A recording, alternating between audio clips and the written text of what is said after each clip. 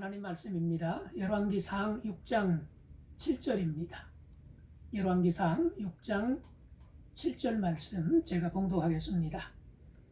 이 성전은 건축할 때 돌을 그 뜨는 곳에서 다듬고 가져다가 건축하였으므로 건축하는 동안에 성전 속에서는 방망이나 도끼나 모든 철 연장 소리가 들리지 아니하였으며. 위대한 침묵이라는 영화가 있습니다. 프랑스 알프스 산속에 있는 그랑드 샤르 트레즈 수도원에서 생활하는 수도사들의 일상을 다큐멘터리 형식으로 촬영한 영화입니다. 필립 그로닝이라는 감독이 영화를 제작하려고 마음먹은 지 무려 20년 만에 완성되어서 지난 2005년에 개봉된 영화입니다. 한마디로 그런 영화 정말 처음 봤습니다. 영화 속 수도사들의 말은 거의 없습니다. 대신 간간히 들려오는 바람 부는 소리, 비 오는 소리, 발자국 소리, 심지어 눈 내리는 소리, 그리고 성경 책장 넘기는 소리는 들리지만 주인공이랄 수 있는 수도사들의 말소리는 거의 들리지 않습니다. 아니, 아예 없다고 말해야 더 정직할 겁니다. 이런 상태로 장장 2시간 43분이 계속됩니다. 영화를 보는 내내 답답하고 정말 지루합니다. 그런데 보고 나면 지울 수 없는 진한 감동이 밀려옵니다. 수많은 말과 외쳐대는 잡다한 소리들 속에 살아가는 현대인들에게 영화 위대한 침묵은 전혀 다른 세상을 보여주기 때문입니다. 오늘도 우리는 많은 소리와 함께 하루를 보냈습니다. 저도 그렇죠. 요즘 한층 아래 4층에서 리모델링 공사가 한창입니다. 몇 주 전부터 공사 소리가 계속 들립니다. 어떨 땐 귀가 괴롭습니다. 뭘 깊이 생각하기 어렵습니다. 자꾸 생각을 끊어 놓습니다. 이런 소리는 소리가 아니라 소음이지요. 아무리 좋은 자동차도 한 3년 정도 지나면 조금씩 고장이 생깁니다. 점점 더 자주 카센터를 찾아야 합니다. 그러다가 몇 년 지나면 결국 폐차시켜야 되지요. 그런데 하나님께서 지으신 세상은 어떤가요? 과학자들에 의하면 우주는 138억 년이 되었고요. 지구는 40만 년이 되었다고 합니다. 그런데도 여전히 정상 작동입니다. 누가 수리해 주지도 않는데 말이죠.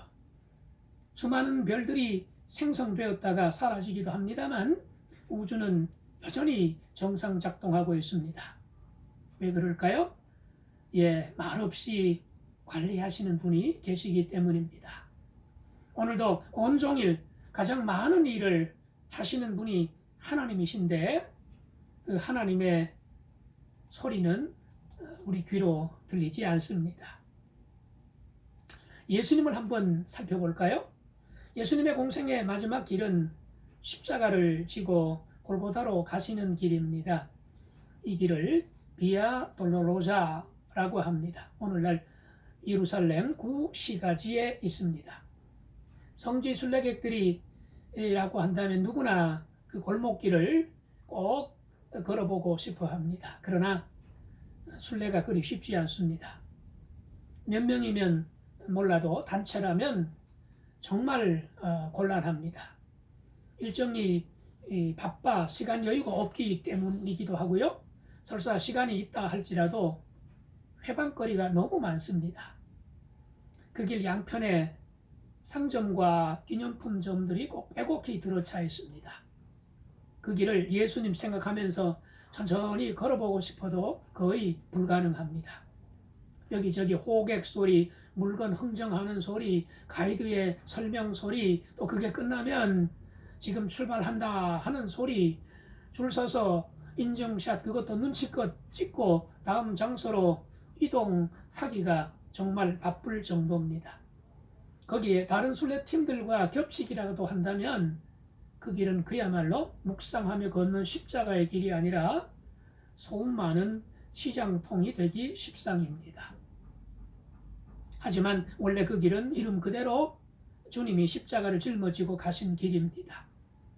가장 위대한 일을 위해 걸어가신 가장 위대한 길입니다. 그런데 그 길을 걸으시면서 예수님은 별 말이 없으십니다. 성경을 아무리 꼼꼼히 읽어봐도 예수님은 그 길을 가시는 동안 별 말이 없으셨습니다. 방금 그 길 걸으시면서 예수님이 침묵하셨다라고 하지 않고 별 말이 없으셨다라고 했는데요. 이유가 있습니다.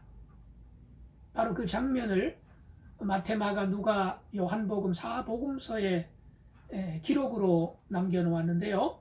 다른 복음서에는 한마디도 나오지 않고 딱 한 곳 누가복음에만 한 번 나옵니다. 누가복음 23장 28절에서 31절에 보면 십자가를 지시고 골고다로 향하시는 그 길에 슬피 울며 뒤따르던 큰 무리의 여자들을 보고 이렇게 한마디 하십니다. 예루살렘의 딸들아, 나를 위하여 울지 말고 너와 너희 자녀들을 위하여 울라 하십니다. 어떻게 이렇게 담담하실 수 있으실까요? 그 길은 시민 걷기 대회장이 아니지 않습니까? 철학자의 산책길도 아니지 않습니까? 십자가를 지고 처형 장소로 가시는 길입니다. 죽음이 바로 저만치 앞에서 기다리고 있는데 어떻게 이렇게 말씀하실 수 있으셨던 걸까요? 오늘 본문은 솔로몬 성전을 건축할 때의 일입니다. 솔로몬이 예루살렘 성전을 짓는데 7년이 걸렸지요. 건축 비용이 어마어마합니다. 우선 건축 재료 무엇이 들어가는지 간략하게만 살펴볼까요?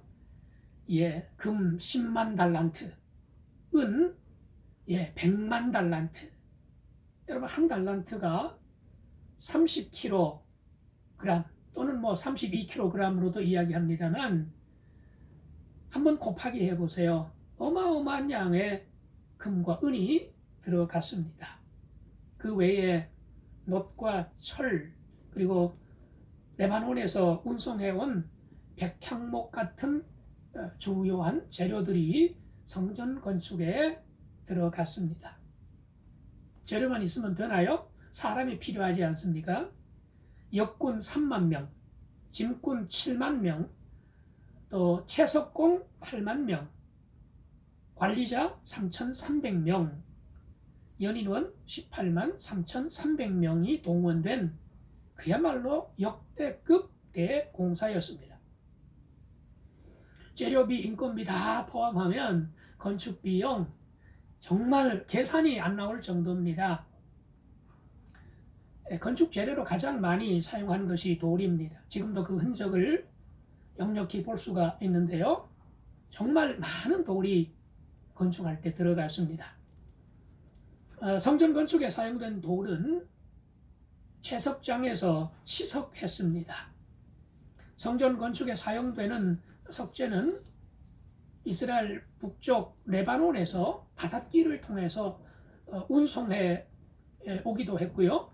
또 예루살렘 근처 솔로몬의 채석장, 왕궁의 동굴들이라 불리는 채석장에서 가져오기도 했습니다. 그런데 좀 특별합니다. 석재를 가져올 때 채석장 현지에서 수치에 딱 맞게 일일이 다듬어서 성전 건축 현장으로 가져왔기 때문에 성전 건축 현장에서는 그것을 맞추기만 했다고 하는 겁니다. 석재만이 아닙니다. 기둥이나 석가래 등에 사용하는 목재도 성전에서 한참 떨어진 곳에서 갖고 다듬었습니다. 그래서 성전을 건축하는 동안 성전 안에서는 방망이 소리나 도끼 소리 등 철 연장 소리가 하나도 들리지 않았습니다. 자, 이러자면 얼마나 까다롭고 번거로웠겠습니까? 운반은 또 얼마나 힘들었겠습니까? 평지에 있는 성전이 아닙니다. 해발 700m가 넘는 산 위에 지었습니다. 운반하는 길도 넓은 도로가 아닙니다. 요즘처럼 중장비가 있는 것도 아니지 않습니까? 좁은 비탈길을 그 무거운 돌들을 일일이 사람 힘으로 옮겨야 했습니다. 역사학자 요세푸스에 따르면 가장 큰 돌이요 600톤이나 되고 길이가 50m 되는 것도 있답니다. 그러니 돌이 아니라 거대한 바위라고 해야 더 맞지 않겠습니까? 옮기는 것 여간 힘들지 않았겠지요. 몇 날 며칠 몇 달 다듬은 돌을 옮기는 도중에 깨뜨리기라도 한다면, 일부가 떨어져 나가기라도 한다는 날에는 정말 큰일 아니겠습니까? 그런 수고와 실수를 조금이라도 줄이자면 재료를 운반해 놓고 최대한 건축 현장 가까운 곳에서 다듬는 것이 좋습니다. 그게 상식이 아니겠습니까? 그런데 그렇게 하지 않았습니다. 다시 오늘 본문을 볼게요. 열왕기상 6장 7절입니다.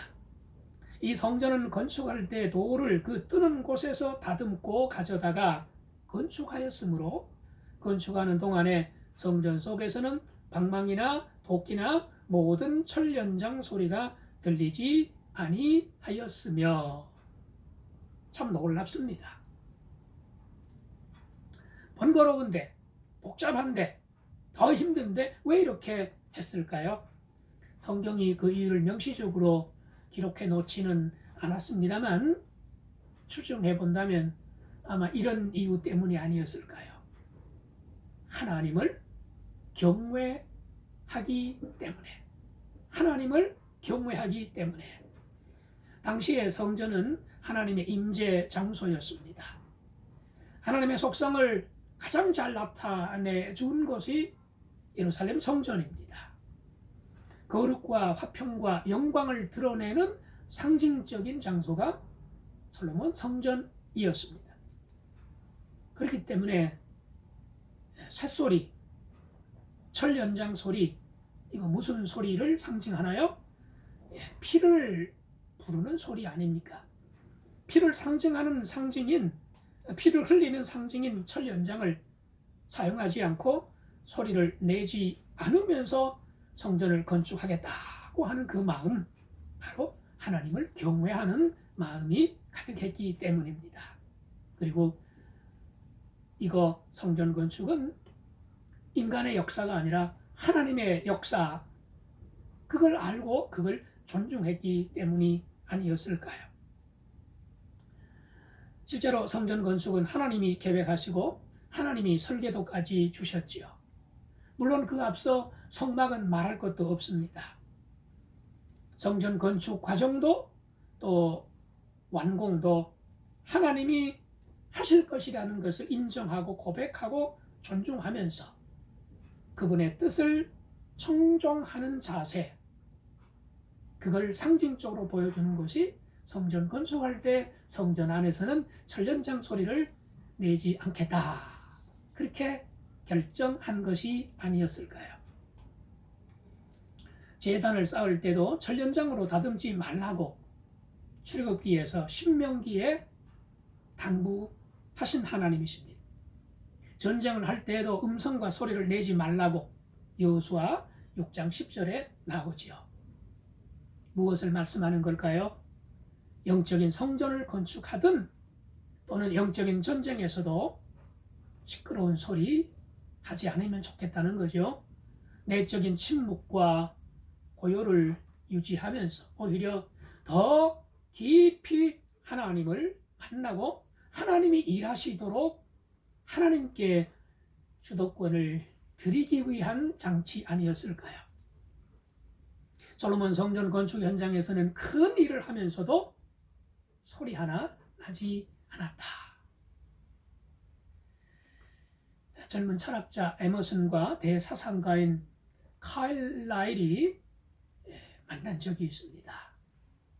두 사람 호숫가를 오랫동안 산책하면서도 아무 말이 없었습니다. 몇 시간을 보냈을까요? 드디어 해질녘이 됐습니다. 두 사람 모두 지그시 눈을 감고 사색에 잠겼습니다. 그때까지 누구도 말하지 않았습니다. 어떤 대화도 나누지 않았습니다. 이제 헤어져야 될 시간이 됐습니다. 젊은 에머슨이 환한 표정으로 노 사상가인 카일 라일에게 작별 인사를 했습니다. 선생님, 오늘 정말 많은 것 배웠습니다. 그러자 카일 라일 역시 기쁜 표정을 지으면서 이 젊은 사람 에머슨의 손을 잡고 이렇게 응수했습니다. 나도 자네에게 한 수 배웠네. 자네는 매우 훌륭한 철학자가 될 것세. 그 사상가는 침묵 속에서 많은 것을 배웠고 깨달았던 모양입니다. 우리가 쉽게 다가가기 어려운 사람들인 것이 느껴지죠? 대화보다 명상이 더 중요하다는 것을 알고 서로의 침묵을 깨뜨리지 않았습니다. 서로 상대방의 마음을 읽고 있었기 때문입니다. 우리 하나님, 이 땅에서 가장 큰 일을 하고도 말 없으신 분이십니다.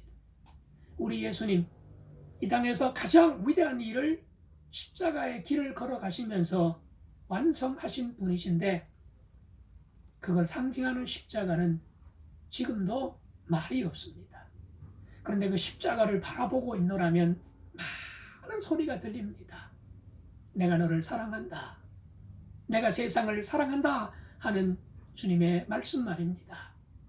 침묵 속에서도 하나님의 음성을 들을 수 있고 침묵 속에서도 주님의 음성을 들을 수가 있습니다. 기도하겠습니다.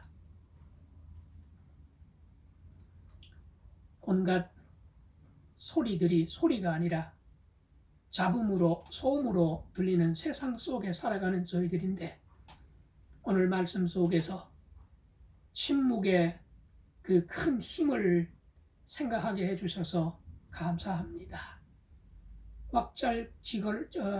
왁작지근하고 정죄하고 비난하는 그 길 가운데서도 조용히 묵묵히 십자가를 짊어지시고 골고다 언덕까지 걸어가셨던 우리 주님, 성전 건축하면서도 철련장 소리 하나 내지 않았던 저 백성들처럼 우리 모두 십자가를 바라보며 주님 바라보며 깊은 주님 바라볼 수 있도록 깊이 하나님을 바라볼 수 있도록 도와주시옵소서. 예수님 이름으로 기도드리옵나이다. 아멘.